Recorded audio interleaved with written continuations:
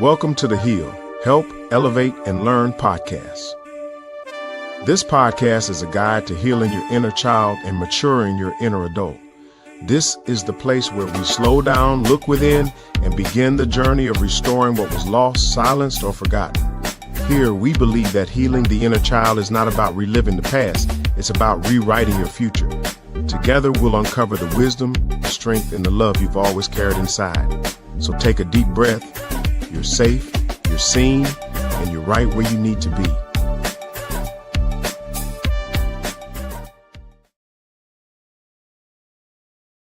Hello, everybody. How you doing today? This is Sakoni Prince of SakoniPrince.com, where we make motivation personal, introducing you to yourself. And I want to welcome you to the H.E.A.L, Help, Elevate, and Learn podcast. I'm telling you, this podcast has been a blessing to so many people, including myself, because we have an opportunity to talk about those things that really impact us today, but that may have been seeded in our childhood. And I'm super excited because I have a treat for you guys today, and you don't want to miss my guest. Now, yeah, I said guest with an S, my guest for today. But listen, in fact, before we get started, let's thank our sponsor, none other than BetterHelp. This episode is sponsored by BetterHelp. BetterHelp connects you with a licensed therapist who is trained to listen and give you helpful, unbiased advice. First, you go to their site. You can use my link, betterhelp.com/SakoniPrinceHeal. You answer a few questions, and BetterHelp will match you to a professional who's had years of experience helping people with struggles just like yours. You can do it all from your phone or your computer, via a phone call, a video chat, or messaging. However you feel most comfortable, it is the easiest possible way to start talking to a therapist. You'll be matched to a therapist usually within 48 hours, so you can get started fast. Let BetterHelp connect you to a therapist who can support you all from the comfort of your own home. Visit betterhelp.com/SakoniPrinceHeal or choose SakoniPrinceHeal during your sign up and enjoy a special discount on your first month. And again, we want to thank our sponsor, BetterHelp, for sponsoring this amazing episode of the H.E.A.L podcast. Now, a few minutes ago, I said that we had guests, not one, but two. And they are my good friends, Dr. Charles Dent and Pastor Lord Michael Austin. So let's welcome to the stage, fellas. Can y'all hear me? Yes, sir. We can hear you loudly. Cool. Yes, sir. We can hear you. Yes, sir. All right. Well, listen, take a moment and tell everybody who you are and why should they pay attention to what you have to say. I'll let you go first, Dr. Dent. Okay, I'm Dr. Charles Dent. I don't think any. Oh, okay. So the key word with me is, I am the founder of Max Out Coaching and Therapy and Training. One of the unique things about what we try to do is look at different modalities and getting you the help you need, so that sometimes that you can address these childhood traumas that you may have had as a child and they showed up as your adult life. Now, we do other work as well in our community, pastors in the local church that help people with mental health challenges. And also I'm an author, writer, trainer, facilitator. I love what I'm doing. I'm a husband. I'm a father. And I enjoy every moment being around Dr. Sakoni Prince and Pastor Lord Michael Austin. All right, Pastor Austin, now it's your turn. You have the microphone. Tell people a little bit about you. Wait. I forgot. I'm also a military vet, Marine Corps vet. Because I didn't want that Army guy to. I'm not separating y'all again. I'm just gonna let y'all duke it out, okay? Good evening, everyone. My name is Pastor Lord Michael Austin. I am a United States Army combat veteran. I'm also the pastor of Love Me Away Ministry.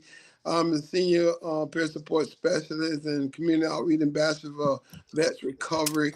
I work in a lot of different areas in the community with our youth. I work with veterans who experience legal issues. I work with people at the hospital going through different traumas. I'm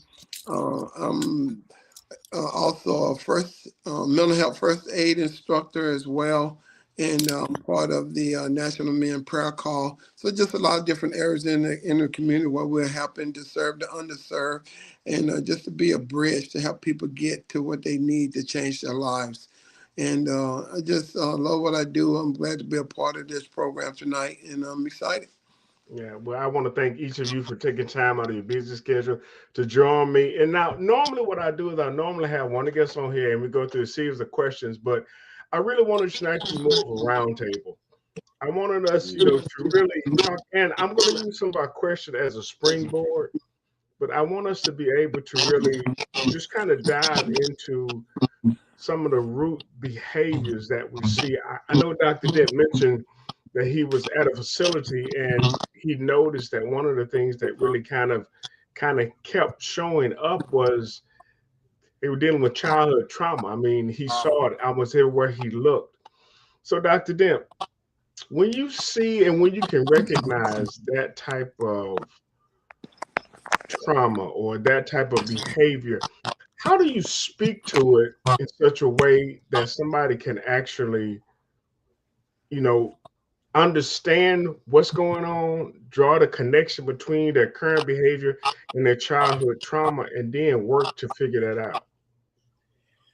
Well, Dr. Prince, that is a difficult process, especially when we are in denial of childhood trauma. Or, yeah, and I think that's what I saw. I saw so many people just sitting in denial of what happened as a child. So I tried to do a genogram of my own family and trying to draw it out of them so they could see how impactful that the childhood trauma has changed their behavior or altered their behavior, that led to some life traps, and they got trapped in them, and it starts showing up in their behavior. So I mean, a very, very tough thing is if I'm sitting acting like I don't need help, or I'm incarcerated and still thinking I don't need help.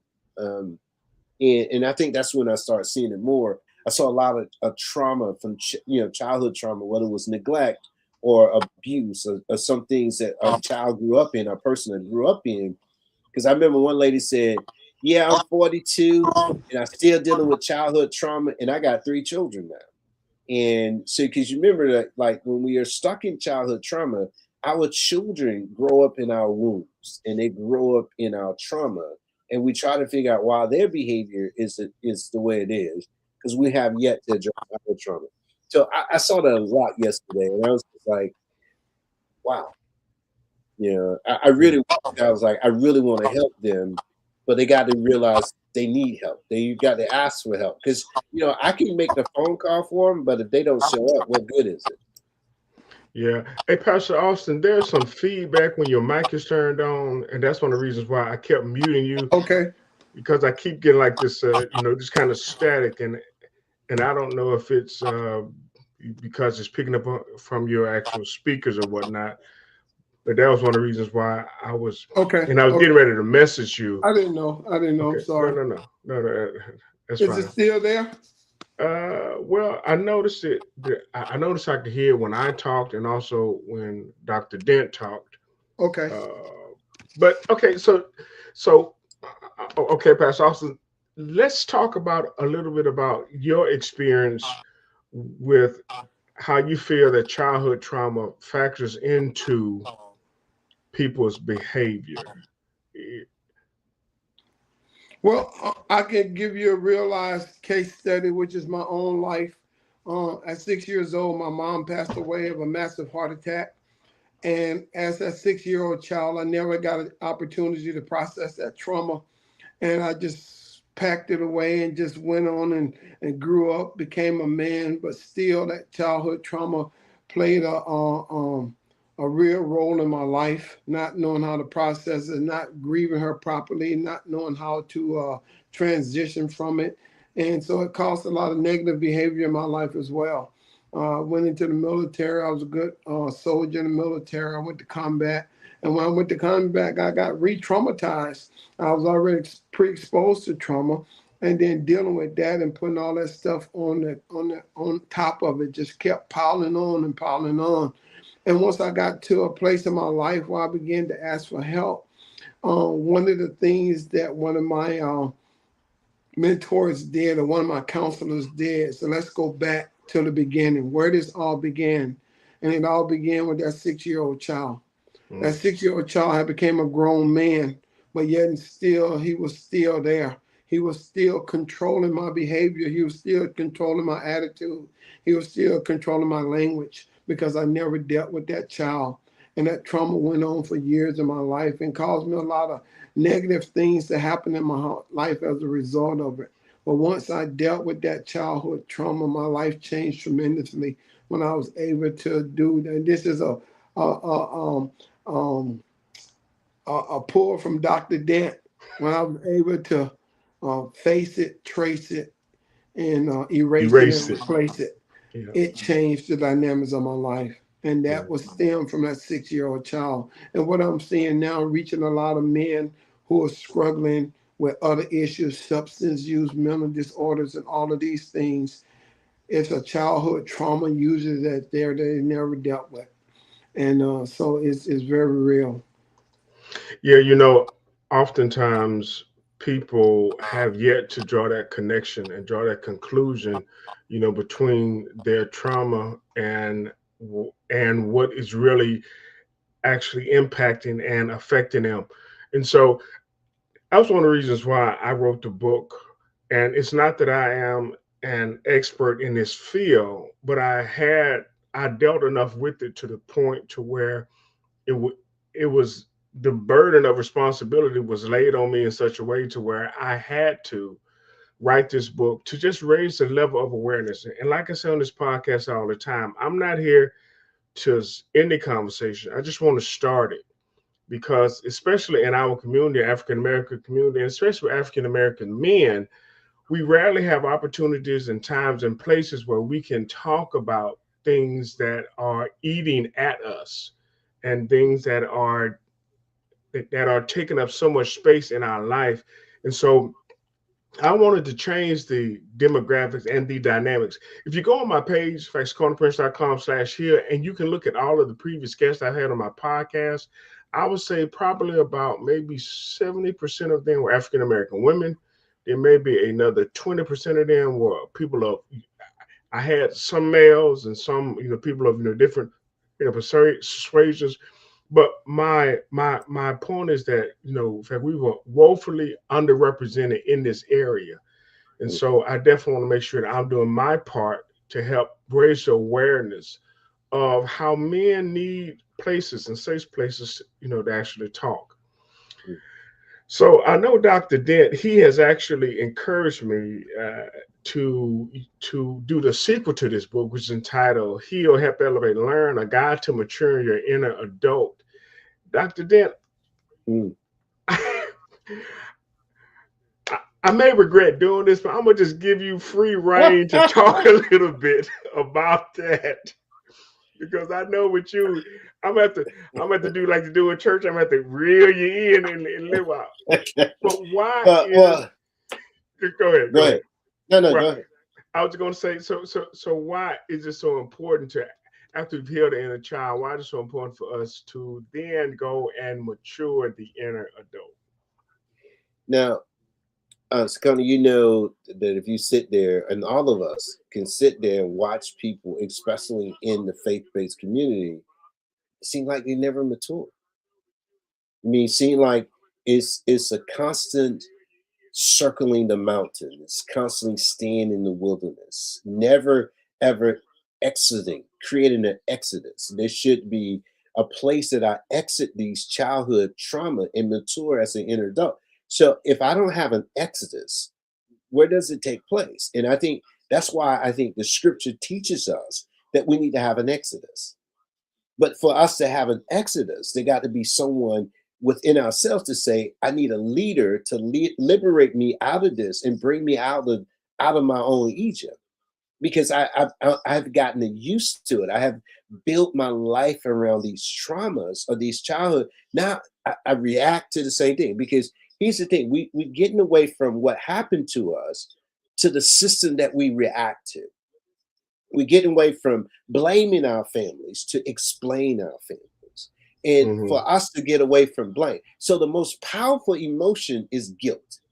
I mean, when we feel guilty that, I'm stuck here, I'm trapped in these life traps, and I'm refusing to do the face it, trace it, erase it, replace it. are refusing to face that my dad was an alcoholic, my mom was this, or my mom was a drug dealer, whatever it was.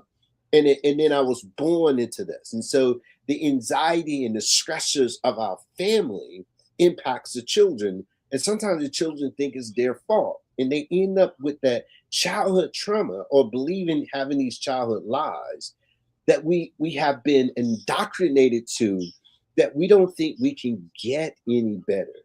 And then the worst thing we can do is do a lot of spiritual bypass, and God will. And my brother Austin will say it takes appeal and prayer. We need both of them because, so that we can mature the inner adult. And I realized, and I asked my prayer this morning was, God, I don't want to be the same person tomorrow as I am today.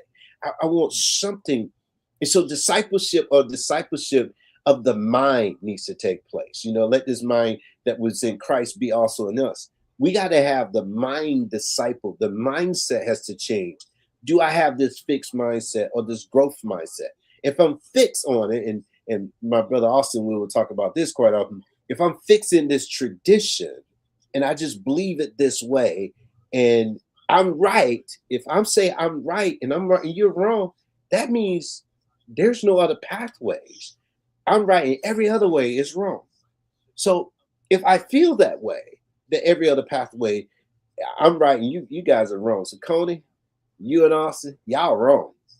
So if I feel like I'm right, that means there's only one pathway and there's not multiple pathways. So one thing I learned is there was multiple pathways people came to Jesus. Multiple pathways. Was a woman at a well, was a Syrophoenician woman, whether it was a man, blind man, it was multiple pathways people came to Jesus. So if I believe like, hey, this is the church and we're right, everybody else wrong. Well, hold on a second. Time out a second. Let's mature this inner adult. Let's get to the place that I can sit in silence and be okay with that. Let's get to the place that I can just say, you know what? It's not about right and wrong anymore to me. It's about this perception that we come into this perceived world. Because the only thing you and I and all of us can do is exchange information.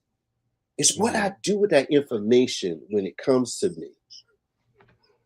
When you're talking to me and you say, oh, Dr. Chose did, I think you need to change your mind. I'm going like, well, that's information, but it's how do I filter that information that you give me?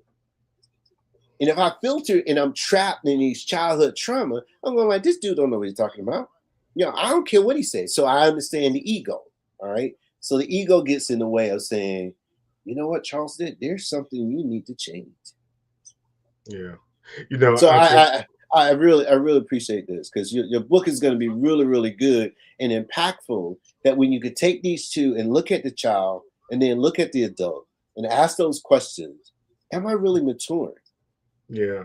And that really has to be our mindset. I love what you said about the fixed mindset and about the growth mindset, because if we don't put ourselves or position ourselves to grow, we become stagnant, we become stuck, and quite frankly, in fact, we start either we're growing or we're dying. So how we approach life, how we approach these situations. One of my guests, she said, stay curious. Stay curious about. So that's one thing about a child. A child has a level of curiosity that allows him to learn new stuff. But I think at some age we think that we have to stop growing, even emotionally or mentally. Why is it that we are so easy to get stuck in those patterns?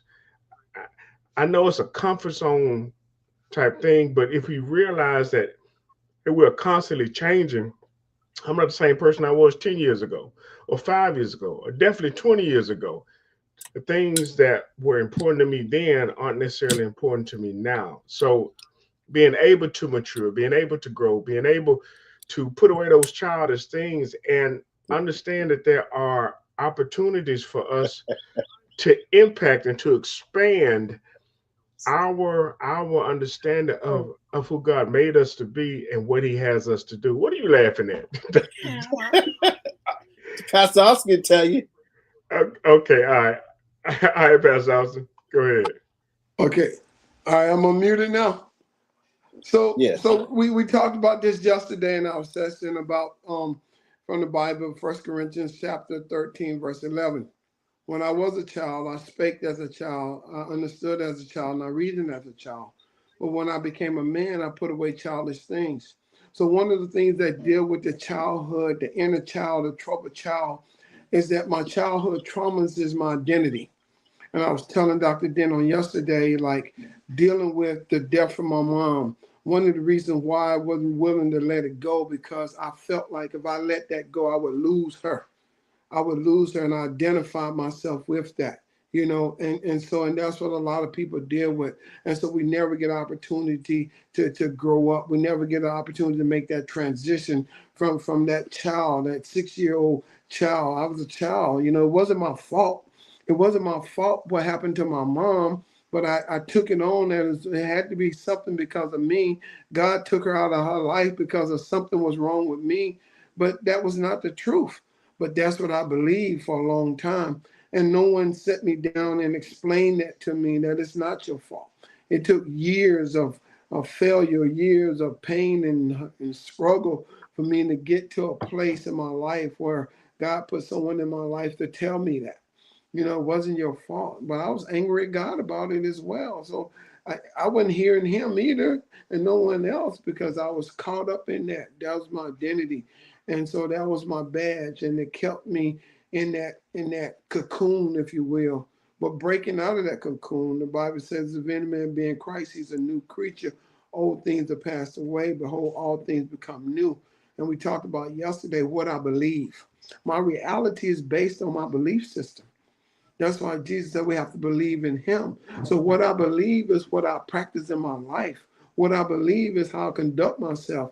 And until I believe that I'm a new man, if I'm a believe that I've been delivered or healed from this trauma, then I stay stuck in it. And I can't get past it because I believe that this is who I am and this is what defines me.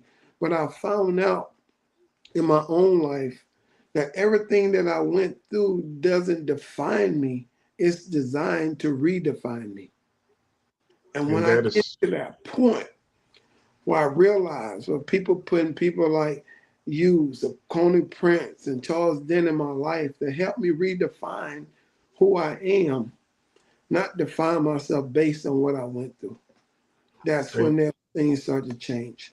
Yeah, and that's it, Sakoni. That's the part when that I'm now because the child. Listen, when Paul said when I was a child, I spake as a child, act as a child. When I became a man, I put it away the child things. He didn't tell us the process. He didn't. He gave us a nugget. He didn't give us the full script that what it took for him to dismantle the ego as a child. Because we forget that the ego doesn't start when we're adults. Ego started at birth. We got the ego as a child. I got to have it my way. It's going to be my way or the highway. So that ego can be dominating as a child. And so now the child's ego is fighting against the parental's authority and it can't see. But see, Jesus showed us when he submitted himself to his parents, he brought his ego and I must be about my father's business. Dude, wait a minute. Boy, you better come on home because the ego, and we fail to see the ego in our children, that when they're trying to have this dominant or controlling or this passive aggressive behavior, now if we don't check it, they grow up that way. And that ego is like, it's going to be my way. I'm going to control the situation, I'm going to control the narrative. So when we were talking about, he said, when I was a child, I spake like one. And so if you ask yourself, what is the language of a child? And then you said what one of the things we talk about mental health first aid as well is stay curious. And you say about curiosity. So what is the language of a child? Is it selfish? Is it driven by the needs being met and those needs are not being met? I'm gonna find a way to get it met. I'm gonna find a way to get those needs met. So Paul didn't give us the script about what it was like for him to be a child. It didn't give us a script of the details. Now we can make the assumption based on that text. But then he said, when I became a man, at what point did he become a man? At what point do we become men and women, mature men and women? At what point do we become that? And so one of the things I think when we become that spiritually is when we start recognizing the voice of God. And I think when we understand what it means to be one with God, we're just becoming the John 17 prayer of Jesus. How do we become one? And that when one hurt, we all hurt. When one rejoice, I don't mind rejoicing with you. I'm not, like you said a long time ago, Dr. Prince, that being insecure and being immature because I can't celebrate somebody else. Yeah. You said that on numerous occasions. You said, that's a sign of insecurity or immaturity because I cannot honor someone else. I cannot say, Austin taught me about the appeal of the prayer. So Coney brought that book Heal to me. And I go like, okay, dude, let's heal. Let's help elevate and learn. If we can embrace that without feeling threatened by it, I think that's when we start maturing the inner adult. Well, and that really kind of, in fact, the scripture that just, I think we run past it too quick is love your neighbor as you love yourself. And I think one of the reasons why it's so challenging for us to love our neighbors because we have a problem with loving ourselves. If we don't see our own value, it's hard for us to see the value in somebody else. I remember several years ago hearing in fact, Richard Pryor, he was doing an exhibition right with Leon Spinks, and he said he was over in the corner, he was punching himself. He said, man, he don't care nothing about me. He over there beating himself up. And that's the reality. We live in a world where people are self-sabotaging them so they can care less about you. But if you ever find somebody who has agreed with God about their own value, who sees their own value, they can see value in other people. And they can be willing, and see that's where that maturity comes in. Because again, in fact, and oh man, so the buzzword emotional intelligence, Mm, the emotional aspect of it is that child, it's the ego, it's that it's everything that is me and mine. But the intelligent aspect of it is like, okay, it can't just be all of that. How can we have that balance? And that's why I love this concept about not only healing the inner child but maturing the inner adult, because the inner adult, it doesn't just completely forget about my needs or set myself afire to keep somebody else warm, but it's like, how can I take care of myself as well as take care of others? Again, love your neighbor as you love yourself. And so, starting with that understanding, that self love, and not a selfish, but mm, a love that is going to allow me to serve and to do what is needed to help make the world a better place. And that's one of the reasons why I've been so passionate about my slogan. I'm Sakoni Prince of SakoniPrince.com, where we make motivation personal. We're introducing you to yourself because a lot of people really don't know who they are. They don't know what they have. They don't know how they've been blessed to be a blessing. And so that's my goal. And it's not just inside the four walls of a church or a religious organization, but in life itself. Everybody has something to offer. All of us yeah, have something that we can actually pour into somebody else. The question is, do you see it? Like I've said in my sizzle reel, you need to value your value and see what value your value brings. That means, first of all, you acknowledge it for what it is that God has given you to do, but then see how that's a help to somebody else. Because it's not just for us. Our fruit is not just for us. The fruit isn't for the tree, but God gives it to us for us to give away. But if we don't see how hungry people are around us, we'll mm, keep our fruit to ourselves. And I can't do that because God has allowed me to see how many people are just hurting. They are dealing with their own torment, their own trauma from their mm, child, but they don't recognize it as that. Well, that's just the way I am. Why? It's not what you do, but why. And I tell people, if you never understand the what, you'll keep repeating it. If you never understand the why, you'll keep repeating the what. mm, So my thing is to help people to come to a conclusion that there's some work that needs to be done. mm, In order for me to get better, I have to be intentional. mm, There's a difference between something that's growing in the wild and something that is being catered, or something that's being tailored, or something that's being gardened, or something that's a part of an orchard. It's being worked on, it's being tilled and fertilized, and weeds being plucked, it's being watered, and All these other type of things are done so that it can have a maximum harvest as opposed to something that's just out there just on its own. And that's what a lot of people are. So my hope with this podcast, with this book, and even with these conversations is to help people to become intentional about working on themselves so that they can be the best version of themselves. You know, you owe it to yourself to be the best version of you, and you owe it to those people around you to be the best version of yourself. Because if you don't understand that, then you'll just go somewhere and shrink. You'll go somewhere and sit in a corner and not do anything worthwhile. But see, I love being around fellas like Pastor Noah Michael Austin and Dr. Charles Dent because they help me, they reinforce what God has put in me. They help me to Uh, understand what. yeah. Because like we hang out too often. We like peas in a pod. Like we'll be on the radio tomorrow afternoon, or Yes, we here will. in Yes, we Mobile. unchanged So minds. yeah, so here's the thing, everybody, that Sakoni is really, it's really his passion for us, and then like Austin will tell you, we really like to see black men in this space returning back. Like when I did the Unchained Mind, I talked about fathers returning back to their children. I mean, isn't that what we ought to be doing? We ought to find a way. And I said, fathers who are coming out, you've been incarcerated and everything, give kudos to the women or the women who've been taking care of your children while you've been locked up, while you've been out there doing those things. Give them kudos. Don't come trying to take over.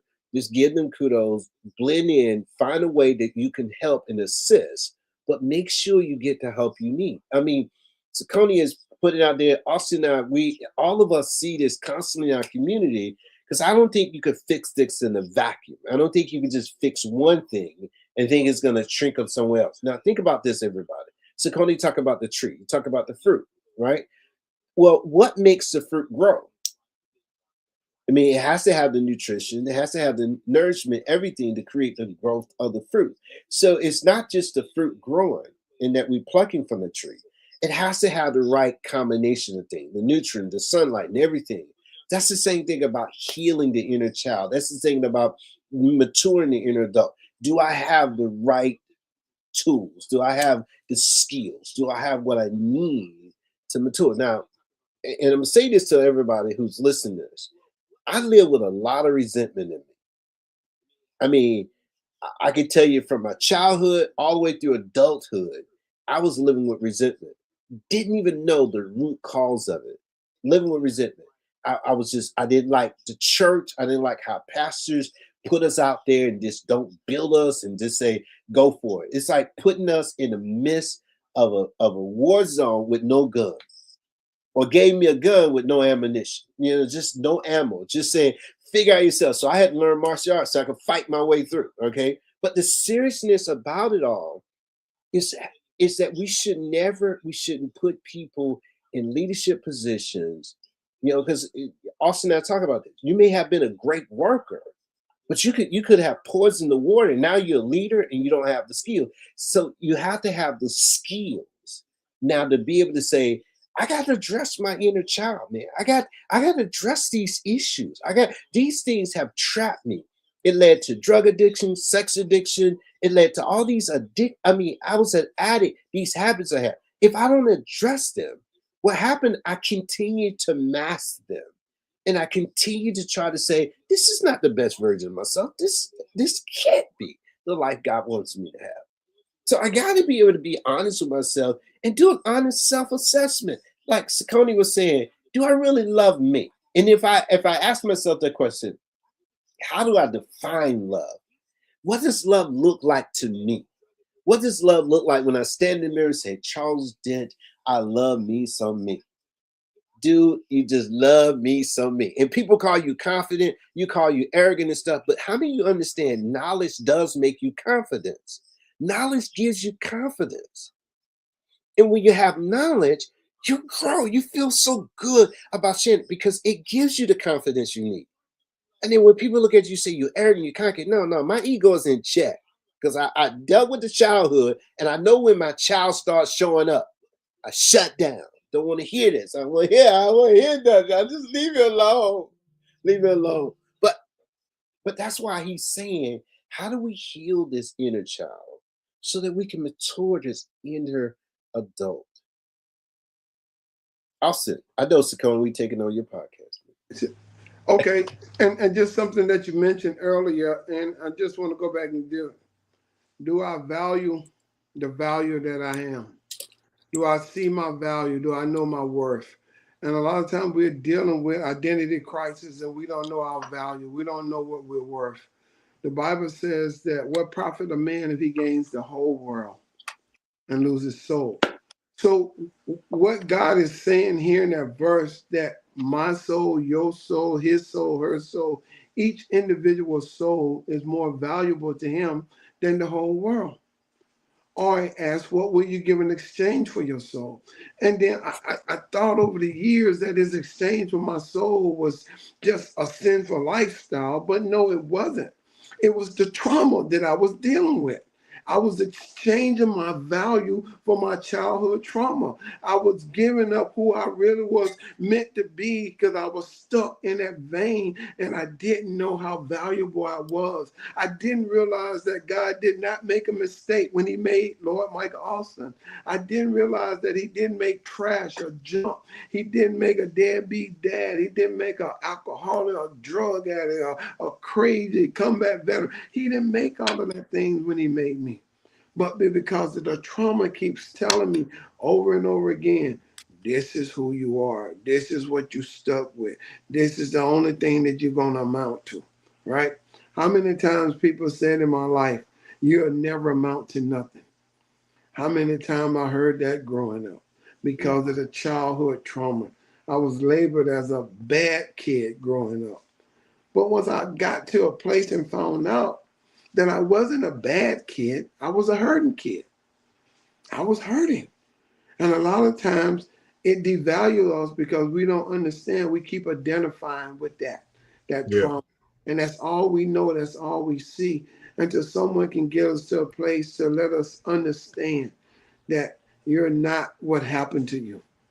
Yeah. You're not that mistake. You're not that thing. And you can deal with that thing and become who you really are and get your value back. Put the value back in who you are. God invests a lot of us in us. He said, to whom much is given, much is required. When Right. God give us life, that's a lot. Yeah. He's Yeah. giving us a lot. Every Yeah. day we wake up, he's giving us a lot. Yeah. But me not understanding that value of how to, value each day that I have on this earth. I don't have a lot of days on this earth, but each one of them is very valuable. What am Yeah. I doing with this precious gift of today? Because once it's gone, it's gone. And Yeah. then the new day, Dr. Dan and I talked about this yesterday.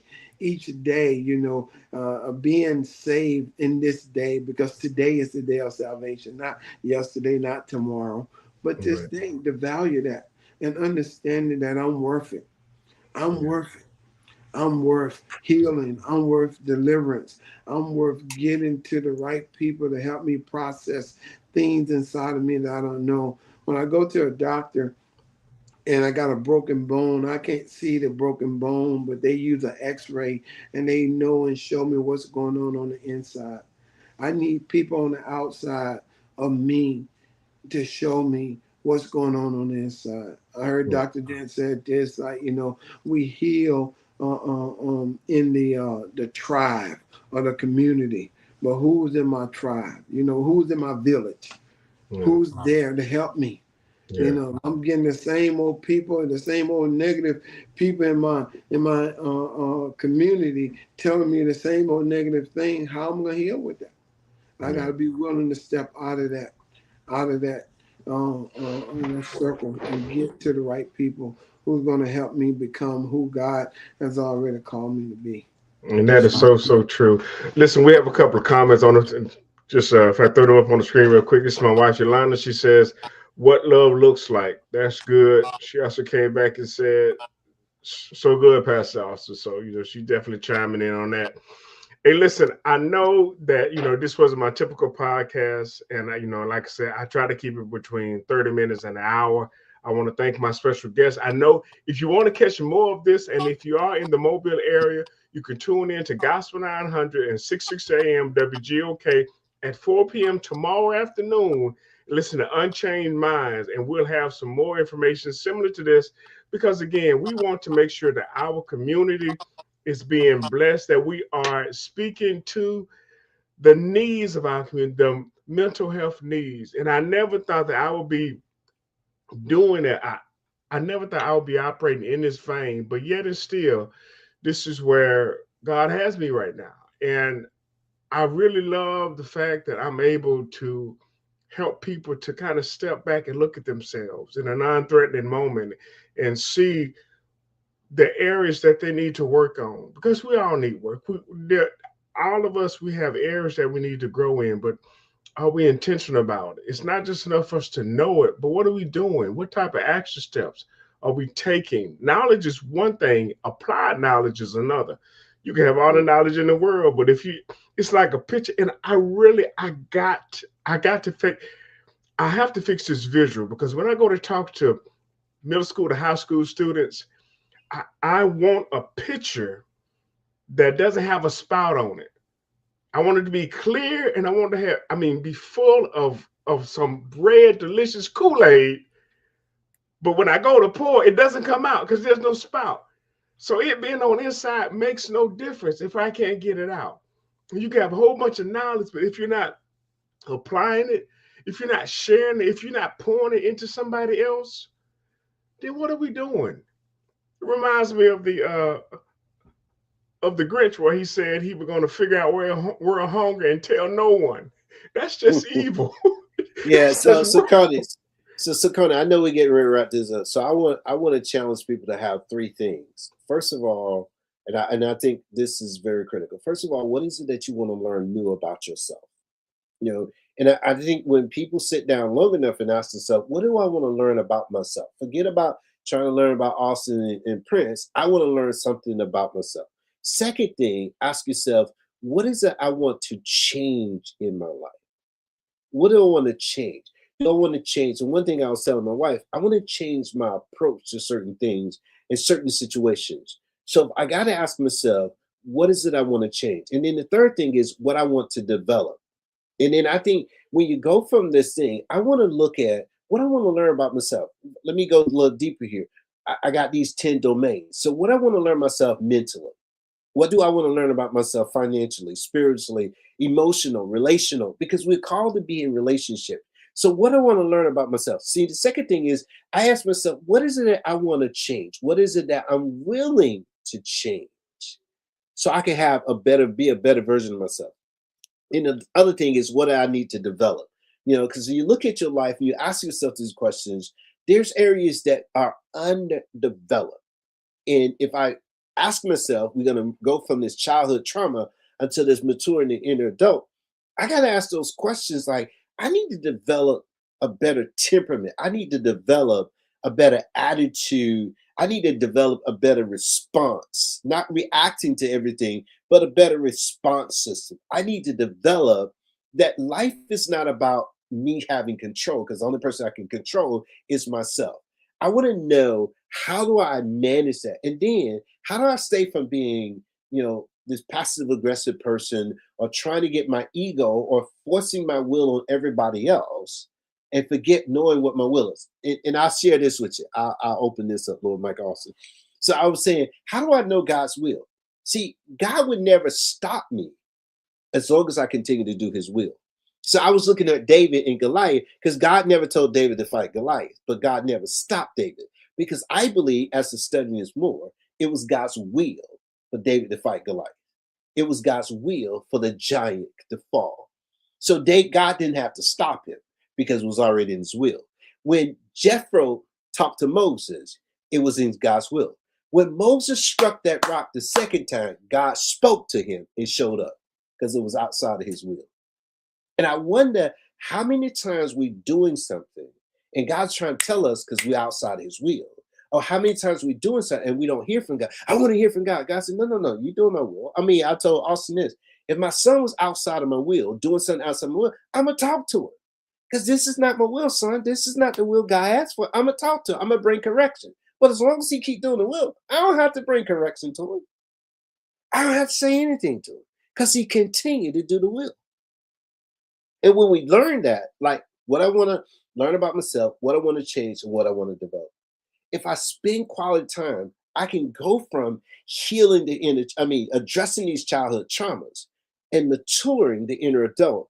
If I'm willing to take that risk of being vulnerable, being transparent, I don't need your approval anymore. I don't need your approval for me to take this journey.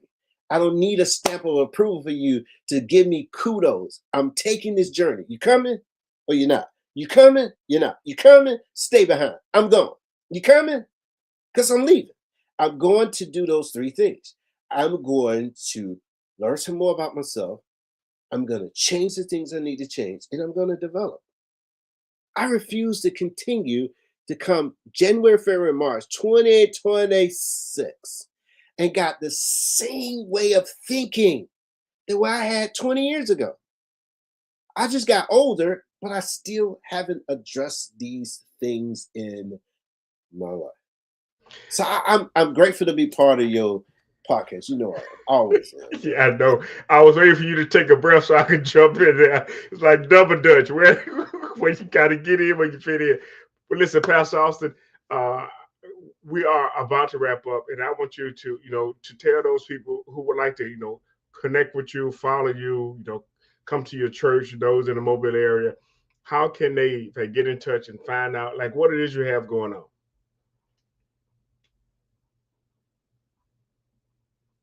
Street, downtown Mobile, Alabama. Our service time on Sundays at 12 noon. Our Bible study is at 7:30 on Wednesday nights. You can follow us on Facebook, Love Me in the Way Ministries. That's what we do. We're out in the community. We're serving the under served in the community, people without homes, people who are struggling. We're out there 3 Sundays out of the month, passing out hot meals. We give out hygiene items, clothes, shoes, and different other items that people might need. Help people get to appointments and all those type of things. Direct them to the people who have resources that they may need to change their life and impact their lives. And we're also big in the veteran community as well. We do a lot in our veterans community to help our veterans who are struggling, like myself was as a veteran, and then have the right um, resources in place. And also, we deal with our troubled youth in the community as well to redirect their thinking. A lot of our youth out here, we talked about it before, that the father's out of place, and Dr. Dent said that the mothers are there. I think it's like 70% of homes that have single moms and no dad. And so a lot of the kids are not getting reaching their full potential because that dynamic is mentioned. Not to take anything away from the moms at all, but these are elements that we try to come in and help people get back into their right position. So these are the things that we offer. We just out here just trying to be a good witness for our Lord and Savior Jesus Christ, and help people where we can, and just filling in gaps and helping people, being that helping hand in all of those areas. And Sakona, he getting ready to finish his first book. This is my first book. Yes. I'll be like you guys. You muted, Sakona, you muted, dude. Okay, all right, well, cool. Hey, listen, well, man, I am so excited for that because I'm telling you, there's nothing like immortalizing your gift, your abilities on paper. Because you really get a chance to speak to folks that you haven't had an opportunity to. So, kudos to you, man. Hats off. Thank you. All right, Dr. Dent, what you got to close us Well, out with? Notice I said close us out because I'm getting hungry. yeah. Well, because Austin got to go to his date, so he won't be a headache. Hey, he was talking about you before you came on, Austin. He said, "Where's Austin? I want him to be a headache." I said, "I'm gonna tell him. I'm gonna tell him." So, hey, I'm Dr. Charles Dent. You can also look at dententerprises.inc.com, dententerprisesinc.com. You can find us there. You can find that we have written numerous books, and some of the latest one is Tearing Down Daddy's Altar, Unchained Mind. This one that I really, really love is When a Woman Gives Up Her Heart. I'm talking in that particular book is when a woman gives up her heart to a man who has a heart for another woman. It was written based on Leah giving up her heart to Jacob, who never develop a heart for her. Now, my kids asked me this question, Sakoni. They said, Dr. Dent, whose heart did you break? I said, well, how did they know it was about me? And it is about me, because I was a young guy, didn't know how to deal with it. It was not a sexual thing and everything else. It was about, I didn't know what it meant for a woman to give her heart to a man. I had no clue. I was naive, I was innocent. I had no knowledge of what it takes to take care of a woman's heart. I had no knowledge of it. Zero, zippo, none. And so I wrote that book. I wrote it just to tell her I was sorry. I wrote it because what she did for me at that time was really help me understand what it means when a person gives up their heart. And women end up giving up their heart to men, not knowing where the heart of man is. And then vice versa. Now, men need to find out where the heart of the woman is. But I saw it when my publisher said to me about this, and I can go all day with this. She said, Charles, this is even good for the LGBT community. And I went like, yeah, because women are giving up their heart to other women, don't know where it is, and men are giving up their heart. They don't know where the heart is in the condition of that heart. So that was that book alone has done more for me and other people, because I want to be careful that I want to teach women how to be smart and guard your heart. All right. So with that being said, I'm going to close out. I actually normally have my standard scissor reel, but I've actually updated it because I'm also seeking to get into colleges and speak to them as well. So I'm going to close out our podcast. I want to thank my guest, Dr. Charles Dent, Pastor Lord Michael Austin. Appreciate them for their time being on the podcast. And we're going to close out with my brand new, and I will say highly impactful, scissor reel. But listen, we'll talk to you soon.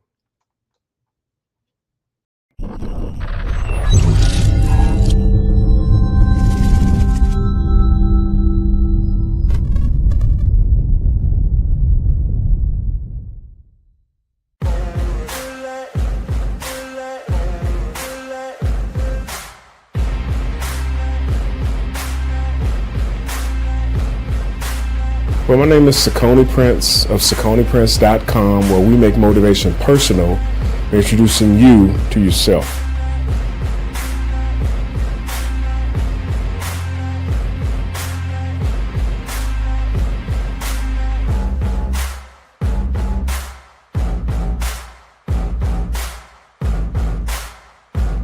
I help people in the area of personal development and leadership development, because I believe that you can't lead others until you learn how to lead yourself. But once you learn how to lead yourself, the next logical step is that you lead other people.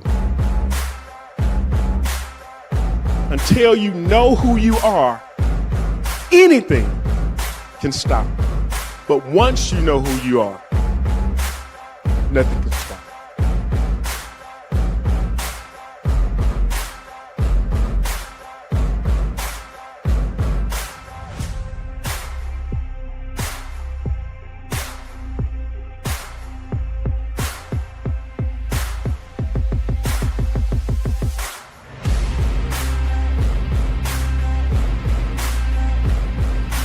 I'm a motivational speaker, a trainer, and a coach. I do what I do because I believe that people have truly yet to understand their purpose. Once you know who you are, nothing can stop you. But until you know who you are, anything can. So my goal is to really help people to understand their purpose and their calling. And oftentimes they have the answers themselves, but they're not asking the right questions. So I help people to get to that place to where they look at themselves, they step back and they see how they've been a help to those around them and what really drives them. And from that, they really understand the value of it. They learn to value their value and see what value their value brings. Because a lot of people, they have yet to do that.